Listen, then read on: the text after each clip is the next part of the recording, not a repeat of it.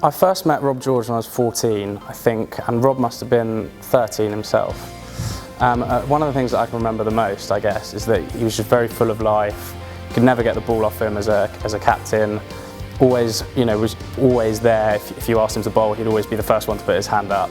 And I think one of the things that we all remember from the cricket club as well is that everything he went through, he did with unbelievable credibility, and was a great example to us all. The challenge that we're doing is actually rowing across the Atlantic, which is about, I think it's 3,700 miles from La Gomera, which is near Tenerife, if people don't know, in the Canary Islands, to Antigua.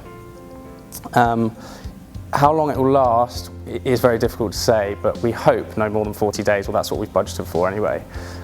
So it's 2 hours on, 2 hours off, row, sleep, literally until we get there. A lot of people kind of think you just get in a boat and go, but obviously that's not the case. We had to raise, I think, 60 grand for the actual shell of the boat, and then another £40,000 for things like food.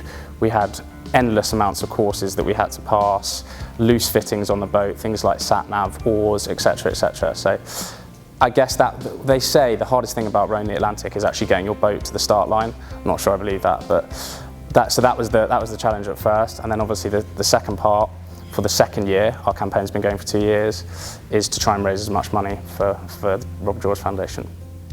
The one thing I'd say about raising money for young people is that they're very often not in a position to be able to have that money themselves. They don't have the capital to be able to deal with problems in their life, to overcome such things, even if it's just making their life slightly easier day by day, which means that they can go through the treatment or whatever it is that they're going through.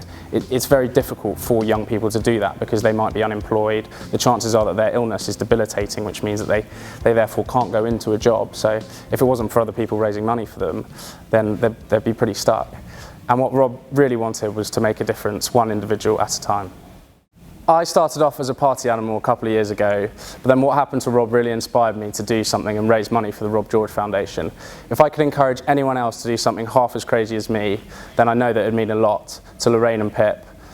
And at the end of the day, it's not an endless pit of money, so it has to be a constant. Fundraising is key to how the charity works.